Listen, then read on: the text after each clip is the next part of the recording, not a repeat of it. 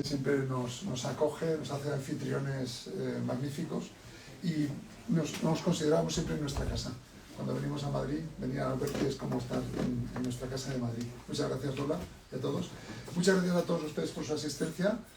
Pues hoy presentamos en público el libro ganador del premio Comillas de Manuel Calderón. Y para honrar un poco la tradición en que el día que presentamos el libro al público leemos el fallo y hacemos la entrega del premio, la entrega de la estatuilla del premio, paso a leer el fallo del jurado y luego le daré la palabra a nuestros invitados de esta tarde, a los que también quiero agradecer, a Ignacio Vidal Folk y a Juan Cruz, que van a hablar con Manuel Calderón sobre este libro, yo creo que fascinante y creo que importante porque vuelve la vista sobre unos acontecimientos que nadie había contado como lo cuenta el libro y que nos hacen entender muchas cosas que habían estado siempre ocultas y que habían sido motivo de mucha mitificación y de, digamos, de una mirada muchas veces interesada y que aquí resplandecen como la historia de algo que teníamos que saber, que teníamos que conocer con todas sus implicaciones. Les leo el fallo. Dice así.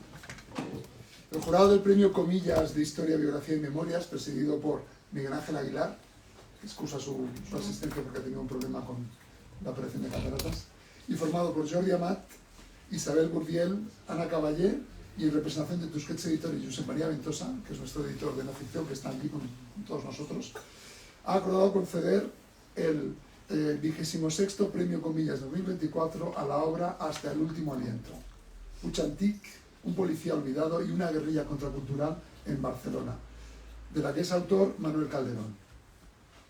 El jurado destaca la minuciosa reconstrucción de la historia del movimiento ibérico de liberación, el famoso MIL, una organización armada que en la Barcelona de los primeros 70 se pretendía heredera del viejo anarquismo barcelonés y estaba fascinada por los aires revolucionarios del mayo del 68.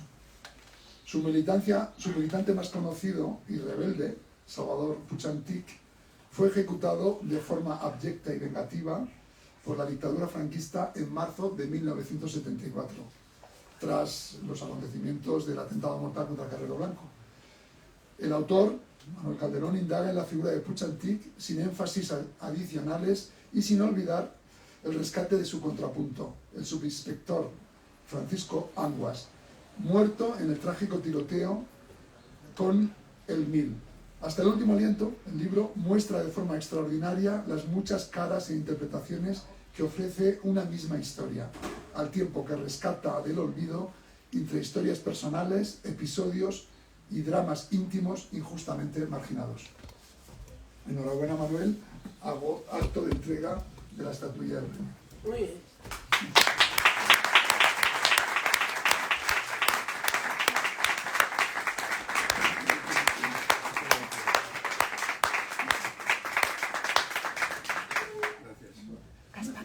Le paso la palabra a Juan Cruz. Muy bien. Bueno, gracias Juan por esta introducción. Fotos. Y gracias a No ustedes habéis hecho fotos de y la a entrega. Lola por contar conmigo para presentar este libro extraordinario, realmente emocionante e importante para nuestra generación y para los que vienen después. Yo era un muchacho recién casado en Tenerife y estaba viendo la televisión con mi padre. Yo iba allí a hacerme perdonar que me hubiera casado antes de tiempo. Y la televisión dio una ráfaga sobre un terrorista al que habían ajusticiado.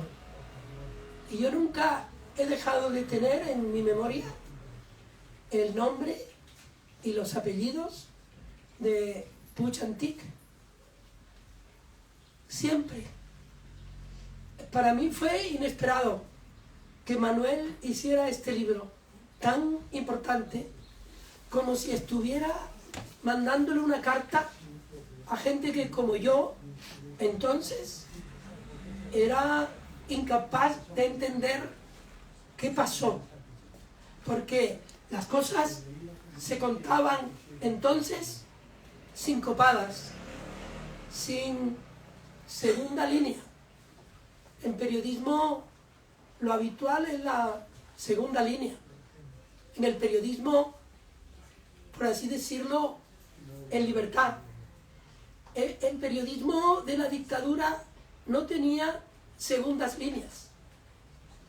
Este libro, que es un libro que yo recomiendo a todas las personas, no solo a aquellas que entonces hacían interrogantes, sino a todos los que quieran saber cómo se fabrica la maldad, cómo se cuenta y cómo termina siendo parte de una historia que nosotros no llegamos a comprender, sino cuando ya la escribe una persona de esta envergadura intelectual, literaria y periodística. Yo enfatizo la palabra periodística porque quizá ahora se ha tergiversado ese concepto y estamos viviendo una época en que el periodismo espera a contar lo que le hubiera gustado que ocurriera.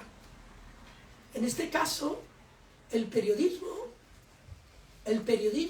que practica como en Descampados Manuel Calderón, es un periodismo que hace énfasis en lo que verdaderamente ocurre, que traslada sus convicciones posibles y las deja en un lugar que no es el lugar en el que hoy, por ejemplo, lo dejaría el periodismo al que estamos acostumbrados, sino que tiene que ver con una suerte de periodismo anglosajón clásico en el que todo lo que se cuenta tiene que ver con lo que se sabe, no con lo que se intuye ni con lo que se quiere, sino con lo que se sabe. Y en ese sentido, no solo es un monumento para entender la historia, sino que es un monumento para entender cómo, en efecto, es posible que hoy, pasado tanto tiempo, tanto que mi hija, resultado de aquel matrimonio, digamos, rápido, tiene 50 años y pico, y yo tengo casi 100 años. Me gustaría muchísimo que ustedes entendieran de veras que lo que estoy diciendo no tiene que ver con lo que muchas veces se hace en las presentaciones de libros o en las presentaciones en sociedad. Este es un libro muy serio y lo que yo estoy diciéndoles es muy serio. Ahora, después yo haré preguntas, pero ahora quería haber dicho este misal laico. Ignacio, te tocó. ¿A mí? Bueno, gracias, Juan. Supongo que ya todos estáis al cabo de la calle de qué habla este libro, del Puig-Antich y del MIL. El MIL era el movimiento ibérico de liberación, que fue un pequeño grupúsculo de ideología anarcoide y partidario de la acción armada, que se dedicó durante un par de años en Barcelona a asaltar bancos con la idea de financiar con eso una revista y movimientos obreros de repulsa contra el régimen, etc. Duró muy poco, era muy poca gente, estaban muy aislados porque no tenían verdadero contacto ni con la clase obrera ni con los grupos subversivos o disidentes, o como llamarlos, de la oposición ilegal antifranquista, y se dedicaban básicamente a sobrevivir atacando bancos, lo que ellos llamaban expropiando bancos, ¿no? Todo esto es muy simpático, es muy peliculero. Lo hemos visto 1000 veces precisamente en las películas, ¿no? Pero resulta que esas aventuras, porque al fin y al cabo era una gente, unos chicos de la burguesía catalana, burguesía media, más bien alta que baja, cuando digo catalana quiero decir sí, barcelonesa básicamente, se permitían estas libertades, pero esas libertades de saltar un banco, de cargar pistola, tienen consecuencias, ¿no? O sea, y las consecuencias fueron un oficinista bancario que se quedó ciego en uno de los asaltos, con un tiro de uno de estos chicos, y un policía que murió en un enfrentamiento con Puig-Antich. Puig-Antich fue detenido inmediatamente en el lugar de los hechos, herido, llevado al hospital, juzgado y en brevísimo tiempo ejecutado con el garrote vil, lo cual creo en mi generación, Juan, que es un poco mayor que yo, roza los 100 años, yo no paso de los 95, ha hablado de que le impresionó y que desde entonces le quedó fijado el nombre de Puig-Antich. En mi generación y en Barcelona el trauma fue tremendo, porque estuvimos ahí, yo estudiaba Derecho entonces, estábamos en el colegio de abogados la noche en que ejecutaron a Puig-Antich, esperando noticias, nos manifestamos, nos corrió a porrazos la policía, y realmente nos parecía horrible lo que había pasado, y no éramos tampoco, y sigue pareciéndome horrible, que no me parece aceptable que los estados resuelvan los problemas con la pena de muerte, ¿no? Pero años después, muchos años después, para mi sorpresa y para mi estupor, cuando yo he ido entendiendo con las enseñanzas de la edad que ahí había unas víctimas, que como Raskolnikov, que es un personaje entrañable de Crimen y Castigo de Dostoyevsky, que va buscando su libertad, digamos, apoteósica o extrema, y lo busca basado en ideas y en conceptos totalmente delirantes, y que acaba produciendo la muerte de unas señoras, y luego viene el Crimen y Castigo. Resulta que aquí no tenemos el castigo, hubo el castigo ejemplar y terrible, bueno, ejemplar no es la palabra, ¿no? Categórico, el castigo categórico de la pena de muerte. Pero todo esto se ha convertido, y esto es lo que me asombraba, como digo, después de las enseñanzas de los años, en una reivindicación y una santificación crística de Puig-Antich. Cuando vi a la alcaldesa de Barcelona, a la sazón, a Ada Colau, llorando a lágrima viva, mientras un cantautor un poco lamentable que tenemos allí, que se llama Iván Isaac, cantaba una cancioncita, mientras inauguraban, una cancioncita a la viuda de Puig-Antich, mientras inauguraban un mirador con un monumento a Puig-Antich, es decir, a Puig-Antich y a todos estos del MIL, que eran muy pocos, por cierto, y todos vivían muy cerca de mi casa, todos del ensanche barcelonés, como quien dice del barrio de Salamanca, o sea, unos delincuentes rarísimos. Hay que comprenderlos y hay que sentir piedad y reprocharles algunas cosas, y algunas muy serias, ¿no? Y hay que perdonarlos si quieres, pero lo que no puedes hacer es convertirlos en mitos, en héroes, y menos en héroes de la disidencia, cuando toda la disidencia contra el franquismo, contra el tardofranquismo aquel de los años 71, 73, estaba intentando aflorar una especie de reconciliación, de llegada a la democracia, que no tenía nada que ver con el programa del MIL, que era un programa no de cargarse el franquismo, sino de cargarse el capitalismo, y además por la brava, ¿no? Creían que llegaba la revolución. De hecho, yo conocí un par de estos exmiembros del MIL que salieron al final todos menos Puig-Antich, liberados con la amnistía del año 75. No, 77. 77, porque cayeron todos antes y después de la caída de Puig-Antich. Y conocí a uno de ellos que se llamaba Pedrals, y él me explicó cómo el mismo Puig-Antich estaba a punto de dejar la lucha esta armada cuando pasó lo que pasó. Y estaba en el paseo, en la calle Mayor de Gracia, y me dicen, mira, en aquel bar estaba yo con Puig-Antich, con Salvador, y le dije, Salvador, ¿tú crees que este año veremos la revolución? Y Puig-Antich le respondió, si este año no tocamos la revolución, me voy con los caballos salvajes. Porque el año anterior, el verano pasado, Puigdemont había estado en Suiza, donde había una especie de reducto para caballos salvajes, y había estado ahí con un trabajo de estos de verano, y le había gustado mucho, y creo que se había encontrado una novieta, algo cuenta Calderón en un libro. Entonces, tenían tan claro que la revolución estaba al caer, me estoy alargando demasiado, No. que si aquel año no, ya estaban hartos, ¿no? Era una vida muy triste la de estos tipos, en el fondo, compartiendo pisos, como él cuenta, con un lujo de detalles extraordinario. El libro se lee, yo lo recibí un viernes por la noche y el sábado siguiente ya me lo había leído, no pude dejarlo, en parte por sus méritos y en parte porque, como digo, eran vecinos míos, vivían a 100 metros, los hermanos Soles Ubrañez, a 100 metros de mi casa, y cometían los crímenes con tal desfachatez que es que, como él cuenta, le reconocía el peluquero al salir del atraco, porque era su peluquero.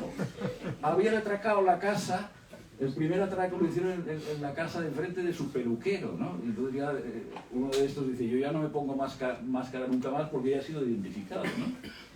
Hay que venir esto, pues sí, que ya estaban a punto de dejarlo, de una vida muy triste, que como él, para acabar esta primera intervención, hasta tenían en los pisos secretos que tenían alquilados, tenían una cuerda atada en la cocina, siempre una soga que llevaba una ventana de atrás, por si llamaba a la policía por la puerta, poder salir por la ventana con una cuerda, ¿no? Todo esto es entre cómico, grotesco y berlanguiano, pero hay muertos. Y dramático.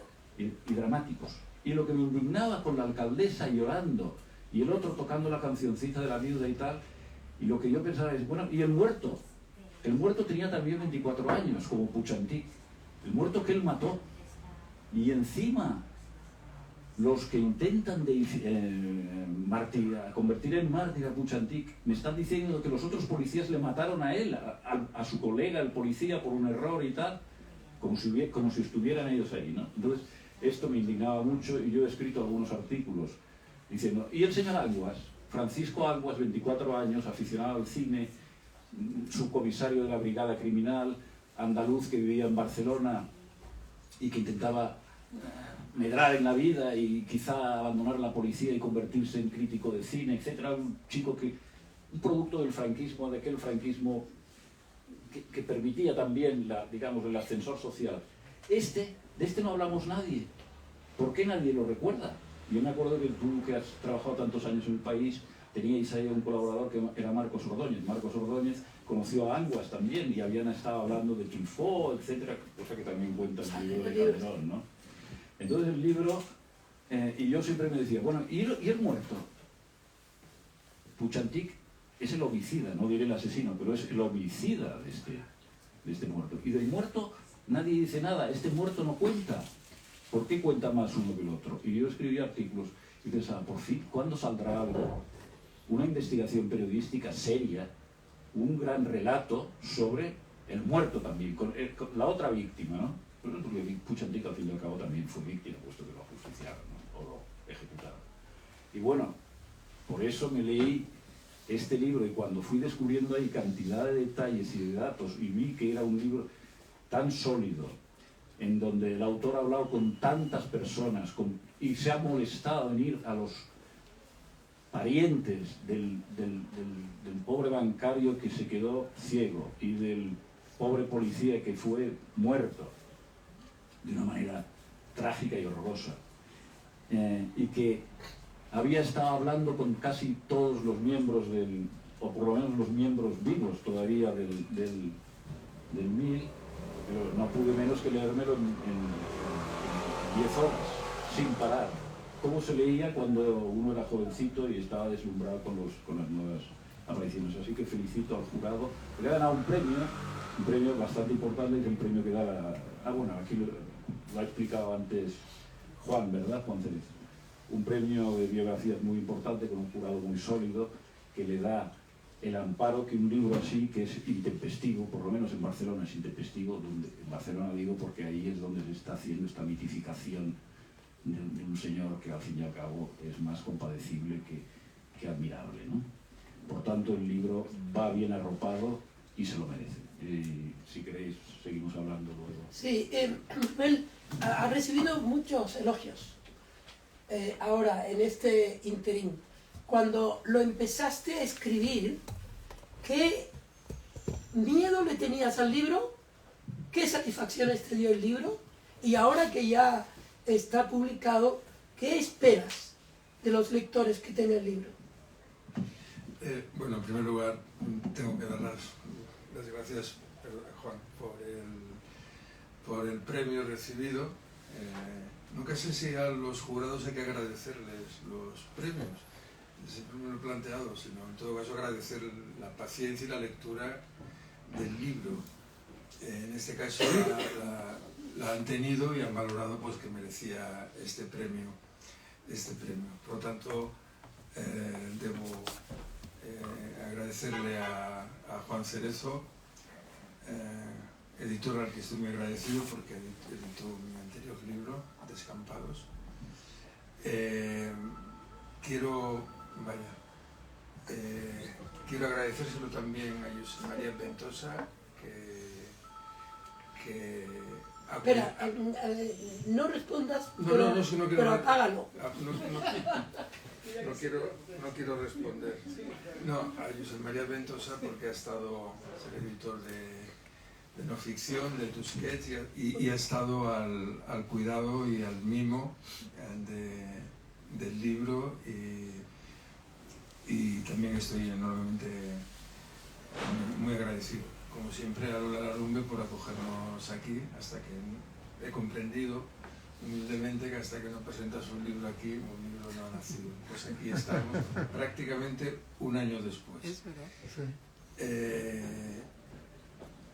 Bueno, creo que no, desde ese punto de vista creo que no me dejo nada. La primera pregunta sería, voy a empezar por Tú empieza por donde quieras, la gente no se acuerda qué pregunta te hizo. Ni yo, pero voy a empezar por qué escribí el libro. Hacía mucho tiempo yo tenía recuerdos sobre esta historia. Es cierto que por una generación, a lo mejor más, para los que vivíamos en Barcelona, y aunque viviésemos en Hospitalet, por supuesto, y éramos bachilleres, esa historia nos rondaba. El MIR es una historia de bachilleres.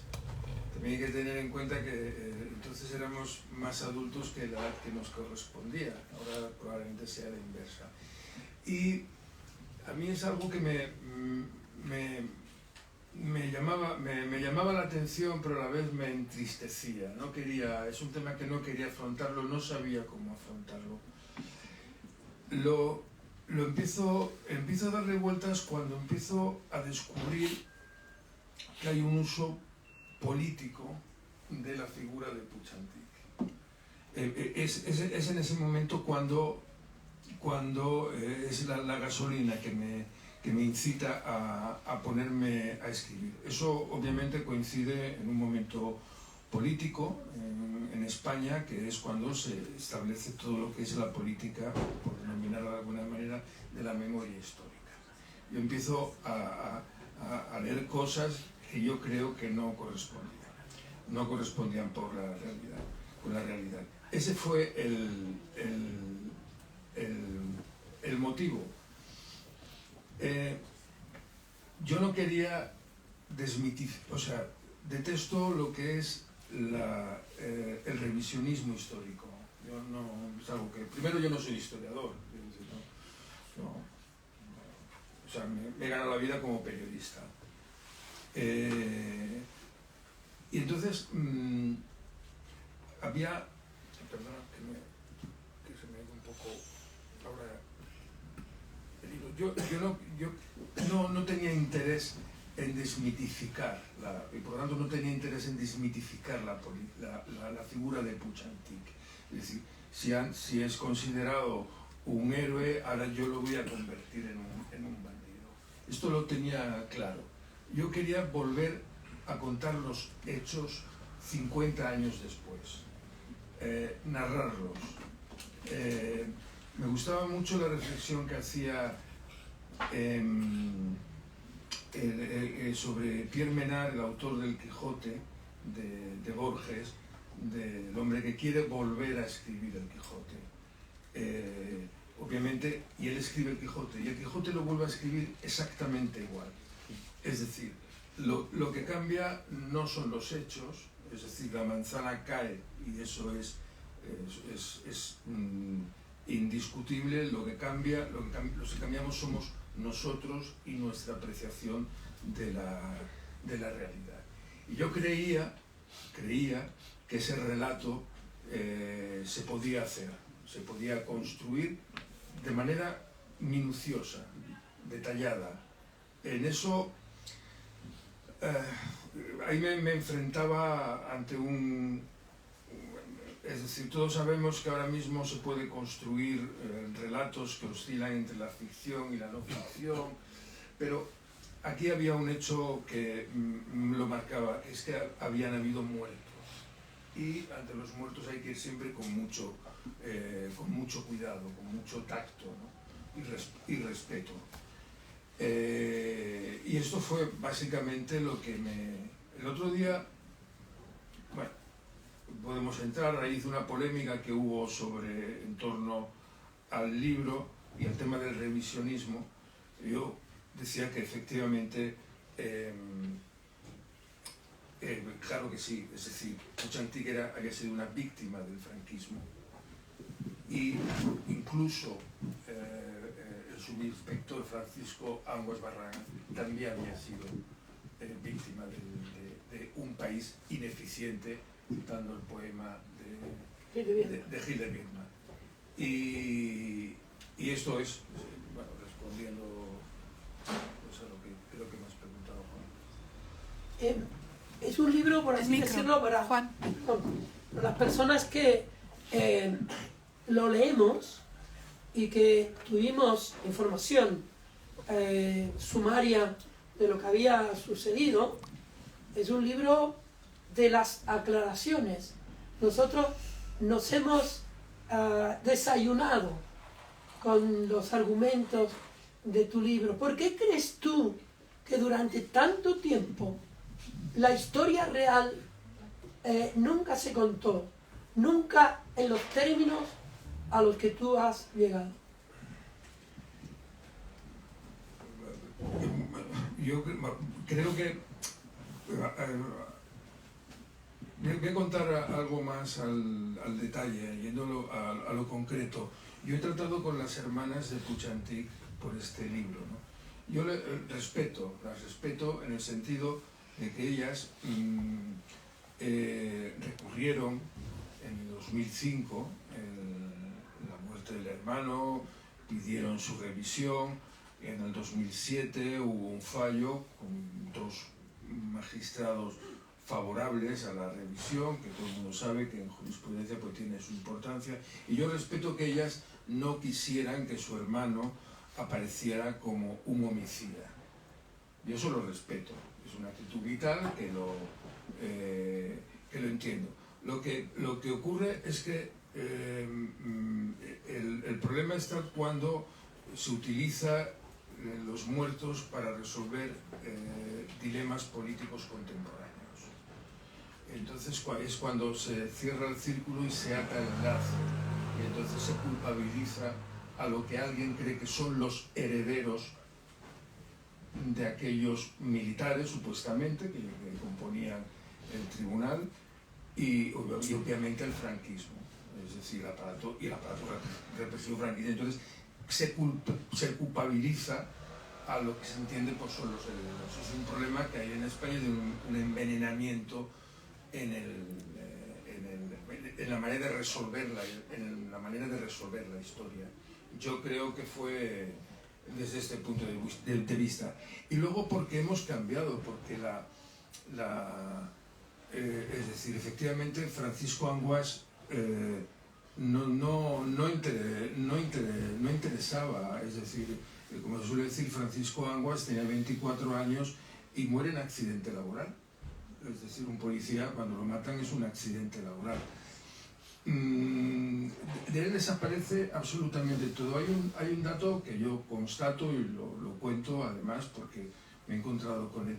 Si en el caso de Puig-Antich y sus compañeros hay una atrofia memorialística, es decir, se construye una memoria más allá de lo que una persona de 25 años puede acumular, y lo he podido comprobar porque he estado en los archivos, en sus cartas, etc.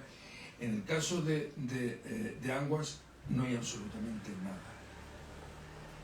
Es decir, Anwas muere probablemente como mueren la mayoría de las personas o moriremos, sin dejar absolutamente nada. Mientras en uno hay una atrofia memorialística, en el otro no hay nada. Probablemente eso ha cambiado. Hace poco Calabresi publicó el libro hablando de su padre. Ha habido más casos, ¿no?, que han empezado a reconstruir esa memoria. Cuando a mí me costó mucho encontrar que no lo pude encontrar, pero sí a la mujer del contable Melquiades Flores Jiménez. A Melquiades Flores Jiménez le pegan un tiro en un atraco en la avenida Fabra de Puig, en un atraco, y bueno, me costó mucho el cambio de domicilio, al final encontré. Y su mujer, al recibirme, lo primero que me dijo es: qué extraño que 50 años después alguien venga a preguntar qué ha sido de nuestra vida. A mí aquello me dejó, o sea, muy tocado, ¿no? Porque, y entonces comprendí que el libro podía tener un sentido, porque esta mujer me estaba lanzando, sin nada de resentimiento, me estaba lanzando un hecho irrebatible. Nadie se había puesto en contacto con ellos. Y esto me pasó con Juan Carlos Anwas, el hermano de Francisco Anwas, que mantuvimos una relación telefónica hasta que fui a Sevilla, lo conocí en Triana, que es donde vivía su hermano, en el barrio del Tardón. Y fue exactamente el mismo encuentro. Mientras unos acumulan una memoria que acaba siendo... tiene elementos muy falsos, en otros no, la memoria no existe. Y a mí esto me perturbaba y a la vez y lo digo, por lo menos este libro puede tener ese sentido. Si por ese motivo se me acusa de revisionismo histórico, lo acepto. Historiador. Eres un historiador. Micro. No, yo no. De un Juan. suceso. Juan, Micro. Ah, joder, siempre me olvido. además con la garganta que tiene. Ignacio, me gustaría que tú terciaras. Ah, bueno, no. Pero pon con el micrófono, o sea, como yo.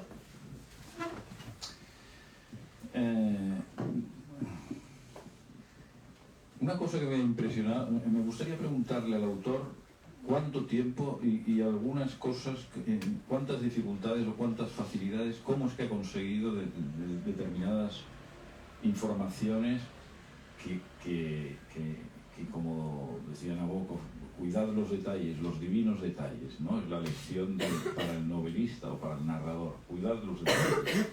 ¿Cómo ha conseguido y cuántas veces se ha encontrado con negativas a hablar?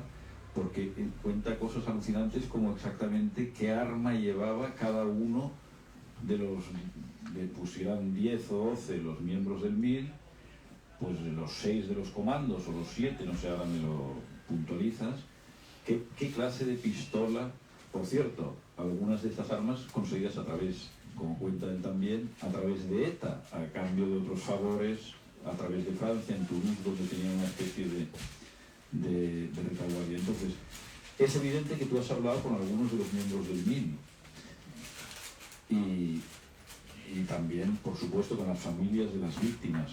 Pero has encontrado dificultades, tenían ganas de hablar. Por ejemplo, curioso de las dos víctimas de las que se habla en el libro es que les importaba un pepino prácticamente todo lo relativo a Puig-Antich y a todos, si lo he entendido bien, no tenían ni curiosidad por saber qué había sido de fulano, de mengano, no. Ellos estaban sobre estos hechos solos con su tragedia personal, ¿no es así? Sí, sí. Y no les interesaba nada de lo otro. Para nada, y además con una actitud con mucha tranquilidad y sin ningún tipo de resentimiento, sin pedir nada a cambio. Es decir, no sé, ayer precisamente un diputado nacionalista catalán pidió al gobierno que se reparara y se pidiera perdón por la muerte de Puigdemont. Esto sucedió ayer en el Parlamento. Y que pidiera perdón. Claro, es decir, nosotros no podemos pedir perdón, pero ahí quedó la cosa. Ellos no pedían en ningún momento, vamos, no me dijeron nada. A mí simplemente la mujer de Melquiades, hay un momento que le dije, pues le tengo que decir que yo he conocido al hombre que disparó a su marido y he hablado con él bastantes veces. Me dijo, ¿ah, sí? Me dijo, bueno, pues si vuelve a hablar con él, dígale que nos destrozó la vida. No se lo dije, pero en el texto dijo, y lo escribo, y lo estoy escribiendo en este momento. Yo dificultades no, es decir, bueno, pues las estratagemas estrictamente periodísticas, es decir, la insistencia, hablar con uno te indica otro, o hablas con uno, intentas siempre pues demostrar que tu trabajo es un trabajo serio, honrado, honesto, y yo en ese sentido no he tenido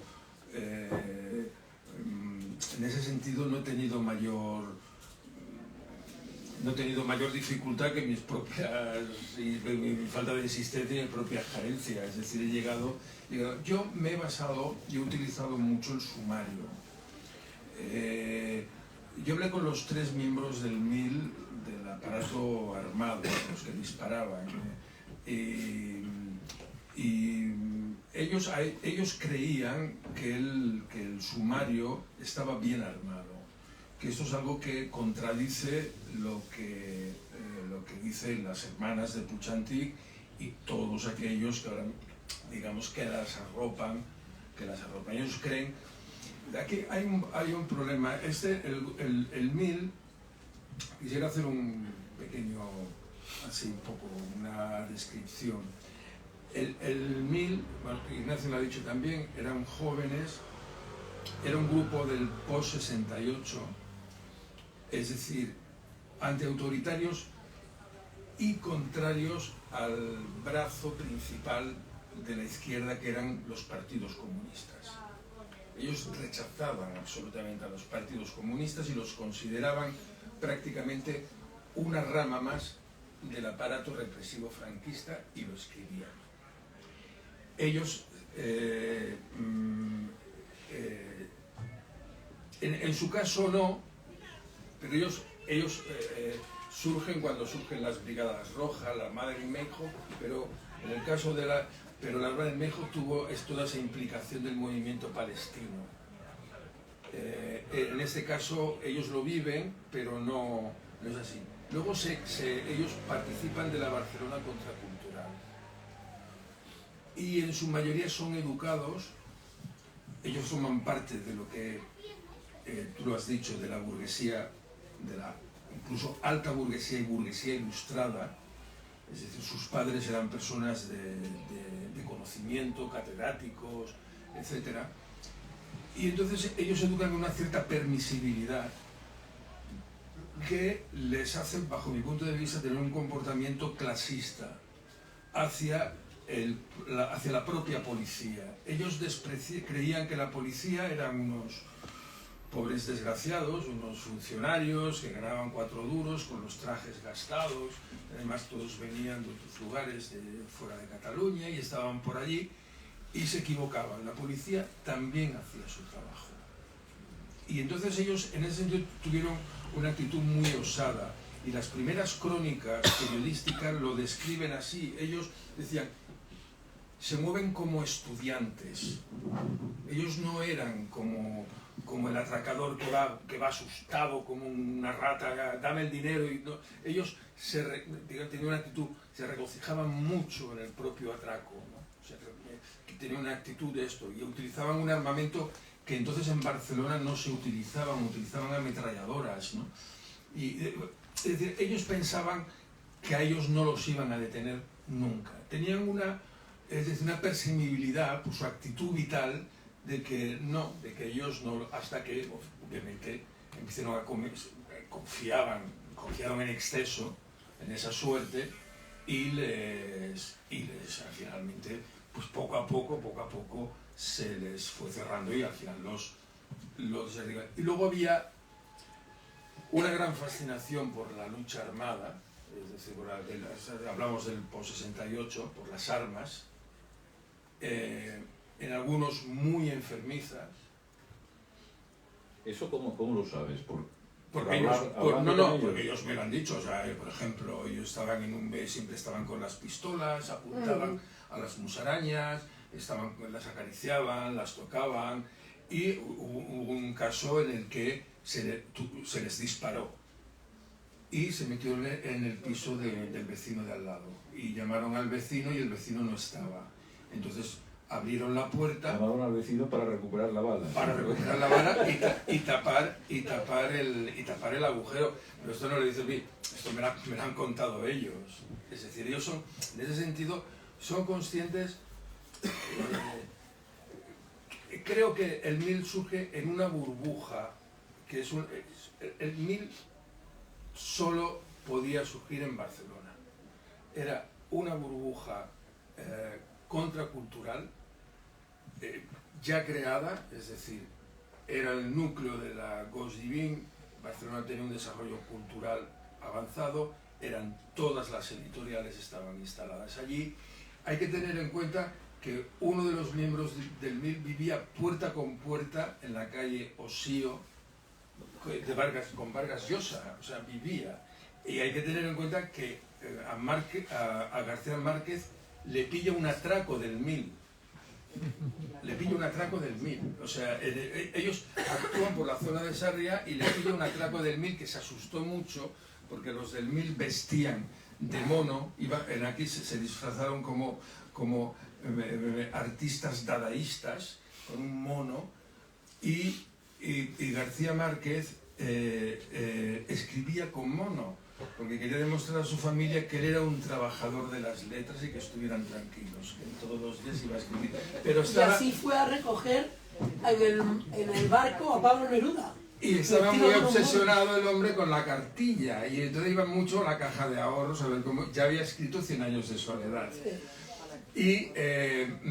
Y entonces va con el mono y se produce el atraco, con lo cual él tiene miedo de que a él le confundan cuando él era muy bajito y con bigote y parecía un mecánico. Pero bueno, o sea, entonces él cuida y los empleados le tranquilizan. Esto yo obviamente lo sé porque Luis Permanyer, periodista de Barcelona, publicó pasados los años una crónica pequeña contando de que García Márquez vivió eso. Es decir, eso se produce en una Barcelona muy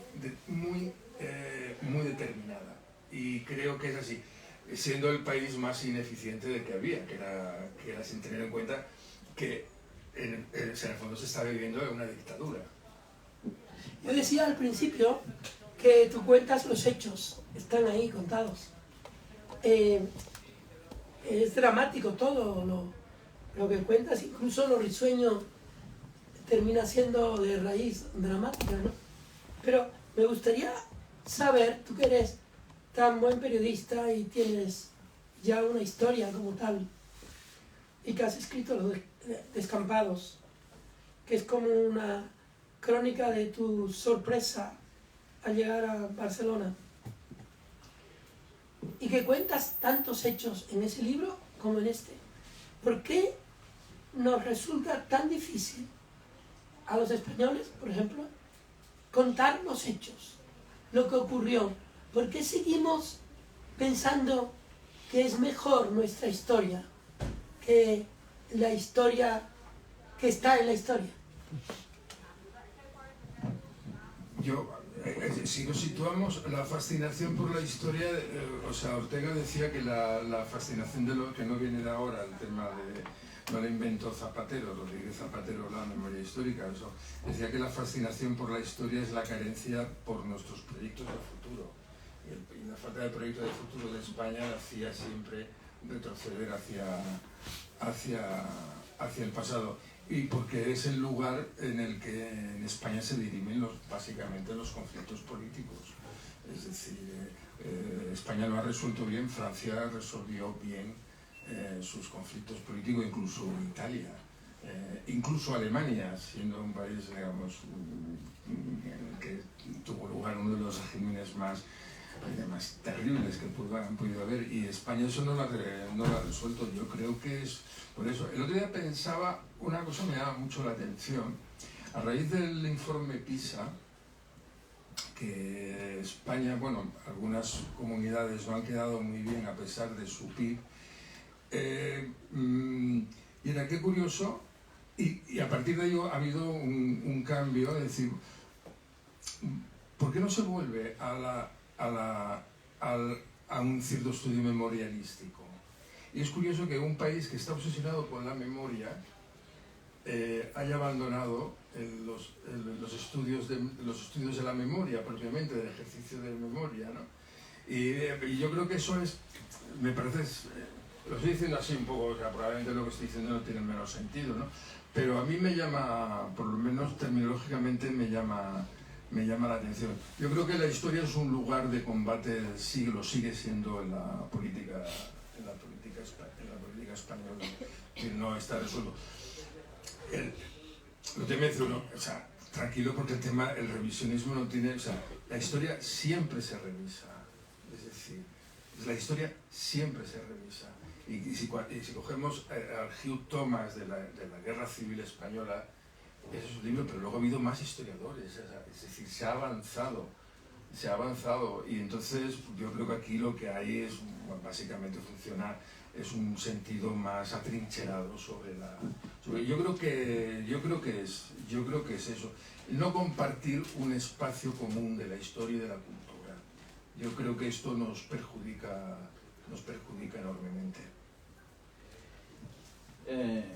Manuel, te quería preguntar si tú consideras que psicológicamente también es un caso curioso el del MIL, porque tiene aspectos verdaderamente chocantes. Por ejemplo, que dentro de estos poquísimos militantes, 4 eran hermanos, de una familia de 11 hermanos, una de estas familias burguesas.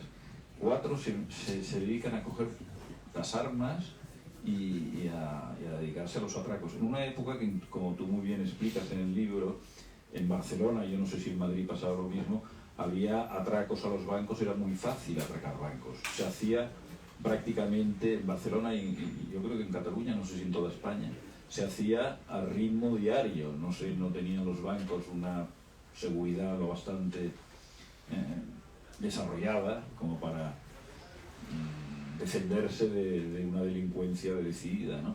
Y otro aspecto psicológicamente muy interesante de esta gente era quizá lo desenvueltos y los chapuceros que eran, pues por ejemplo porque cayeron porque Puig-i-Antich se dejó en un sitio de atracciones muy céntrico de Barcelona, en las atracciones Caspolino, en la plaza de la Placidia, se dejó la mariconera, la bolsa, con la pistola, la documentación, las llaves de casa, de manera que la policía cuando fue a buscarle no tuvo ni que tumbar la puerta, pudo meter las llaves en la puerta, ¿no? Y en cambio, con ese chapucerismo, ese hombre, ese miembro del MIL que luego se dedicó también a matar gente en Francia, ¿cómo se llamaba? Jean-Marc Roujan. Roujan. Pues Roujan, él contaba que el que dijese que Puig-i-Antich se iba a dejar atrapar sin defenderse, le estaba ofendiendo, porque ellos tenían, por lo menos los pistoleros del grupo, la decisión de que no les atraparían. Y de hecho, a Puig-i-Antich lo atraparon porque se presenta, que es la primera escena del libro, está muy bien porque entra in media res, ¿no? ¡Pam! Se presenta a una cita a la que no estaba convocada, otra prueba de chapucería, de aficionado. Se presenta, pero se presenta con un cuchillo grande en un bolsillo, una pistola en el otro bolsillo y otra pistola entre los riñones detrás. Se resiste efectivamente a la detención en medio de la calle, se monta un escándalo, como pasa a veces. Yo he visto también alguna vez policías deteniendo a un ladrón y la gente diciendo, oiga, oiga, ¿qué está haciendo? Estos... Y les paran, todo esto lo cuenta Calderón ahí perfectamente, dice, ¿qué están haciendo aquí y tal, peleándose, esto es muy feo y tal? Dice, oiga, ¿qué quiere que hagamos? Un atracador. Y para no dar el espectáculo, lo meten, como ni siquiera llevan los policías, también un poco chapuceros, no esperaban que apareciera un pistolero, sino solo los intelectuales del grupo, lo meten en una portería, lo intentan reducir a culatazos. Anguas le localiza la pistola en el bolsillo, se la arrebata y el otro saca la otra pistola y le dispara, ¿no? Todo chapucero y En 2 minutos. En 2 minutos, efectivamente. Por eso te digo, la cuestión de psicológicamente es un poco raro también. Es lo que decía. Vamos a ver, el caso de la familia de los Soler Sugrañes, efectivamente ellos vivían, eran 11 hermanos, ellos vivían en uno de los mejores edificios del modernismo catalán, que es la casa Tomàs. Es una casa que Domènech i Muntaner construye para un impresor, que era el señor Josep Tomàs, y ellos vivían allí y se educan allí, ¿no? Y luego ellos tenían una casa, su padre era un ilustre geógrafo, Luis Soler Sabarís, fue catedrático, fue un desarrollador de los estudios de geografía en España, fue catedrático en Granada, lo fue luego en Barcelona. Es un hombre que lo pasó mal con el tema de los hijos. La madre, digamos, capeó de otra manera, es decir, por su educación,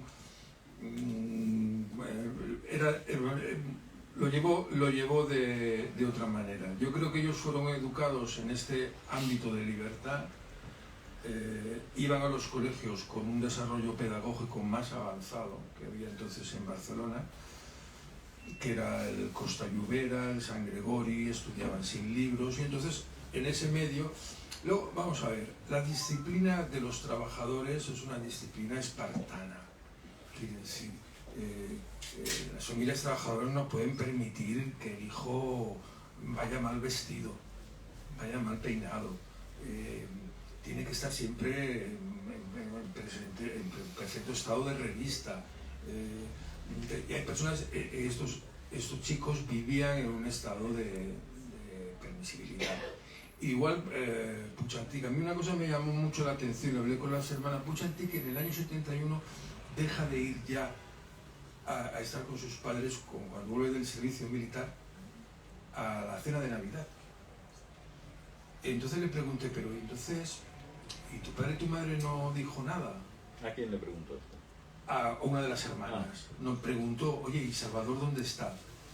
Dice, sí, pero le dijimos que andaba con sus cosas, sus viajes, Yo me ponía en ese lugar, yo no aparezco en una comida de Navidad con 22 años o mi hermano, y vamos, mi madre enloquece, mi padre, pues bueno, se echa a la calle y me empieza a buscar por toda Barcelona. O sea, es decir, entonces a mí eso me llamaba mucho, me llamaba mucho me llamaba la atención.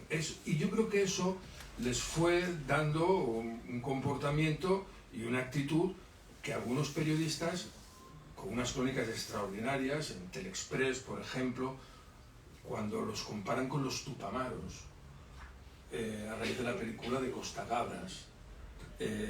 ¿Y por qué? Porque vestían con trajes, se hacían trajes a medida. Ellos hacían trajes a medida, además tenían la poca, eso que en un caso, ellos me cuentan, dicen, fuimos a hacernos unos trajes, y cuando le estaba tomando medida a Jordi Soler Sugrañes, el sastre se dio cuenta que tenía una pistola. Pues todo era un poco así. Es decir, bueno, entonces psicológicamente yo no me atrevo. Lo que sí que me atrevo a decir, y esto no pude hablar con la psiquiatra porque murió, publico la necrológica, es que Puig-Antich estaba en tratamiento psiquiátrico. yo creo que Puig-Antich estaba ya de retirada. Puig-Antich, por lo que yo sé, él declara a la policía ya detenido, que es una confesión como muy extraña, que es la primera confesión que hace en el mismo hospital clínico. Dice que tiene problemas afectivos, que tiene problemas de comunicación, y eso se lo dice, y entonces le dice con la psiquiatra, a la psiquiatra que se está tratando. El hermano de Puig-Antich era un psiquiatra muy reconocido que vivía en Nueva York y fue muy avanzado en el tema de la psiquiatría infantil. Además, luego muere precipitadamente por un problema de asma. Y entonces era muy extraño que una persona que estaba con 2 pistolas fuera a la psiquiatra y le dijera: es que tengo problemas de sueño y problemas afectivos. Claro, yo lo que digo es, si tú le dices a la psiquiatra, se llamaba Rousset, mira, es que en esa bolsa llevo 2 pistolas, ella hubiera entendido que, hombre, es lógico que tengas problemas de sueño. Entonces él estaba como ya un poco como queriendo, a mí me da la sensación. Sí, es aquello que decía yo de las... Como Me queriendo, voy con los caballos salvajes. sí, como queriendo ya dejar Eso, esto. los caballos, Como queriéndolo dejar. Yo no me atrevo, pero, hombre, es evidente que algo familiar existe. Y el caso de Pons Llobet, que era el más joven, que tenía 17 años, tiene un interés especial y es la persona más sincera y más éticamente recta, y es que su padre era un veterano de la División Azul, que con 17 años se va a Rusia y combate en la batalla de Krasny Bor, que era la batalla más cruenta en la que lucharon los españoles. Así que se fue para devolver la visita. Para devolver la visita, porque su padre fue ejecutado en una saca de la checa de San Elías en Barcelona. Y entonces él quiso responder a su padre: yo me voy ahora a Rusia y según me lo contó Pons Llobet, y se lo contaba a su padre, voy a devolverles la visita. Y siendo un hombre absolutamente conservador, ayudó al hijo en todo y les pasó información al MIL a través de los contactos que él tenía con la policía. Es decir, el MIL conforma un núcleo de jóvenes muy especiales, muy especiales. Yo creo que esta es una película que hubieran hecho los mejores cineastas italianos del siglo XX, incluido Pasolini.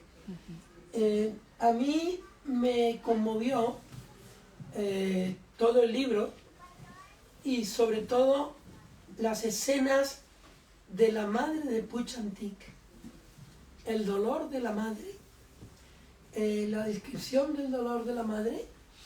Lo que ella decía es un símbolo de la época siniestra en la que parecía que para ser héroe había que morir al día siguiente. A mí me gustaría que ustedes le preguntaran a Manuel. A ver. Sí, bueno, todos los que estamos aquí, incluido Juan Cruz, que tiene 100 años, hasta el niño que veo por allá arriba, que debe tener como 7 o 10 años, si es que llega, todos sabemos que, no sé si se ha dicho, que no, decía que todos los que estamos aquí, decía que incluido Juan Cruz, que tiene 100 años, hasta el niño que veo por allá arriba, que tiene como 8 o 10, como mucho creo yo, si es que los tiene, todos sabemos que murió a garrote vil, algo tan atroz, ¿no?, que lo reflejó muy bien Basilio Martín Patino en sus películas, ¿no?, maravillosa de Queridísimos Verdugos, ¿no?, que fue algo atroz. No sé si queréis comentar algo sobre esto, que echo de menos, y no sé si se recoge en el libro, claro. Sí, claro, por supuesto, en el libro se recoge todo lo que es la ejecución y el proceso, cómo transcurre el proceso, cómo llega el verdugo a Barcelona, y cómo realiza su trabajo. Todo esto obviamente se cuenta. Insisto y entiendo tu pregunta. Es decir, aquí hay, no solamente hay una víctima, hay varias víctimas. Yo considero que Puig-Antich es obviamente una de las víctimas, eso está clarísimo. Incluso hay aquí alguna persona que tiene un conocimiento jurídico sobre esto, me lo podría rebatir. El auditor militar, que era el único jurista militar que había que componía el tribunal, se reúne, según me confiesa, se reúne en una parte, en el momento del Consejo de Guerra en Barcelona, con el fiscal y se dicen uno al otro: esto no es para pena de muerte. Y esto lo dice, claro, esto sucede hace 50 años. E incluso algo más. La defensa de Puig-Antich eran dos abogados muy jóvenes, como todos ellos, Oriol Arau y Francesc Caminal. Cuando la justicia ordinaria se inhibe y llega a la justicia militar, ellos comprenden que ellos son incapaces de plantear una defensa y recurren al decano del colegio, y Casalt, y el decano le dice: yo os voy a buscar la persona, y esta persona es Condominas, Francesc Condominas. ¿Quién es este hombre? Es quien defiende a Puig-Antich, es el presidente de la Academia de Legislación y Jurisprudencia, un hombre conservador, pero que asume, obviamente, asume la defensa. Y por lo que yo humildemente he podido saber y hablar con esos abogados, es decir, en este caso con Caminal y con el auditor, esta sentencia se pudo dejar preparada para que en el Consejo Superior de Justicia Militar de Madrid, donde luego iba, porque no era sumarísimo, pudieron recurrir, el caso pudiera quedar, o sea, esos chicos, o sea, Puig-Antich hubiera sido indultado, pero no se hizo por unas circunstancias políticas evidentes, que era el asesinato de Carrero Blanco, que esto estaba claro, y luego por un hecho que yo desarrollo, que es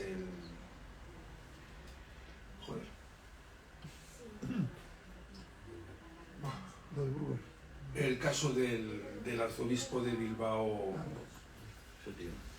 No. No importa, estoy inventando. Añoveros. Y el Papa. Añoveros sacó una homilía meses después del asesinato de Carrero Blanco, en la que defendía literal los derechos del pueblo vasco, su identidad, su cultura, su lengua, etcétera, etcétera. Arias Navarro decide detenerlo. La conferencia episcopal responde que como detengan a Añoveros, quien firme eso quedará excomulgado. Es decir, por lo tanto, Franco iba a tener a un presidente del gobierno excomulgado. ¿Y esto qué quiere decir? Que ya Franco no podía ya conceder más favores, se lo tenían que cargar. Estas dos son opiniones que yo recuerdo que eso existía, las sostienen Santos Julián y Paul Preston. También ellos creen que en ese desarrollo, por tanto, es decir, asesinato de Carrero Blanco. Y el mismo Puig-Antich. Y el mismo Puig-Antich fue consciente, porque lo dijo: me han matado, cuando se les entera que ETA ha asesinado a Carrero Blanco, él lo tenía clarísimo. Pero insisto, es decir, obviamente sale en el libro, y el libro acaba prácticamente con la ejecución. Yo a partir de ahí ya no prosigo en los recursos y tal, porque creo que la historia ya estaba acabada. Pero esto fue así. Yo creo que Puig-en-Ty fue una víctima exacto, del propio régimen, de su propia situación y obviamente de una organización que no mereció o mereció poco apoyo o no, como se dijo, o sea, las organizaciones de izquierdas hegemónicas lo llegaron a publicar, es decir, no supimos crear el clima suficiente para como se pudo crear en el proceso de Burgos en el año 70. Por lo tanto, este hombre estaba condenado, eso estaba clarísimo. Me gustaría añadir una cosa a esta respuesta. La atrocidad también, ¿no? Tengo la impresión de que este es un libro que responde a todas las preguntas que se pueden hacer sobre lo que pasó.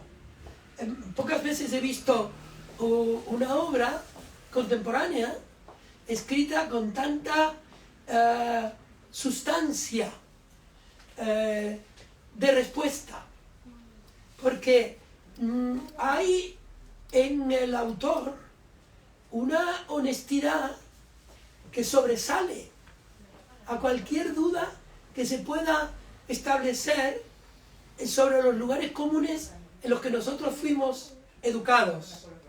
Es una reeducación de nuestro conocimiento de la época. Totalmente. Pienso yo. Muy acertado. ¿Sí? Pero entre los responsables de lo que le pasó a este pobre chico también hay que ponerle sus propios actos. Tú le dices... No, evidentemente,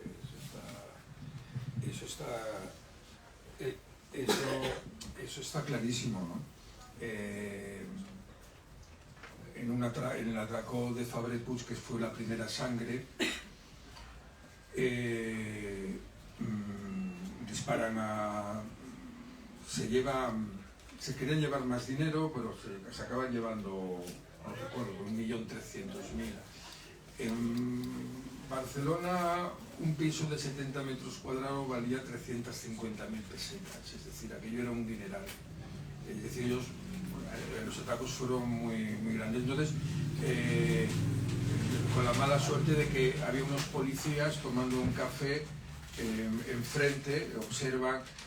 La policía, como todos, siempre hacen sus trucos. Luego en el informe dijeron, en una operación de observación de un atraco, no, ellos estaban allí por otras cosas y les pilló. Vale, de acuerdo, eso lo hacemos todo en nuestro trabajo, ¿no? En fin, siempre intentas quedar bien, ¿vale? Eso lo hicieron allí. Y hubo un tiroteo. Disparan y dejan ciego a uno. Pero es que luego, cuando se ven acorralados, cogen a otro contable y se lo llevan por delante con una pistola. Y este hombre declara, le dijo, venga, que te vienes por delante. Y el hombre dijo, yo no me voy. Y entonces le disparan a la cabeza, pero la pistola falla. Y siguen, y le vuelven a disparar, y la pistola vuelve a fallar. La pistola la arroja los bancos entonces eran diferentes, en un sofá que había allí, la arroja como enfadado, y luego la policía descubre que esas balas están ya picadas, esas balas es que habían fallado, es decir, sencillamente, es decir, yo le pregunté a la persona que disparó, se lo pregunté abiertamente, ¿cómo es esto? Y literalmente me dijo, se me puso gallito. Y esto es así, es decir, y así lo recojo. Y yo le repregunté. Y en el sumario aparece así. Es decir, es un grupo en ese sentido que se mueve en una órbita con un código, con un cierto desprecio. Yo creo que incluso, a ver si me sé explicar, un cierto desprecio incluso clasista. Porque ellos a los empleados de banca les llamaban lacayos. Un empleado de banca pues es un empleado de banca, o sea, pues, La calle del capitalismo. Claro, claro. Entonces, en eso, yo creo que ellos se recreaban mucho en la parte ideológica. Yo creo que eso, y los textos, y en esos textos se puede observar, ¿no? En definitiva, es el MILM a mí me recuerda mucho todos esos movimientos armados que circulaban por Europa, que incluso con el Ejército Simbiótico de Liberación de Patricia Hearst en Estados Unidos, y todas estas cosas tan extrañas, ¿no? que existían, incluso a ellos les gustaba mucho la Baader-Meinhof, y por una cuestión, porque la Baader-Meinhof, su manera de... ellos parecían estrellas de rock. La Baader-Meinhof iban con cazadoras, y cuando iban a los juicios los veías juntos a los policías, y los policías eran unos pobres desgraciados, y ellos iban como si los estuvieran escoltando, ¿no? Y yo creo que hay bastante de esa actitud. Lo que pasa es que yo creo que eso sucedió en un país que era ineficiente, que era España, que era ineficiente.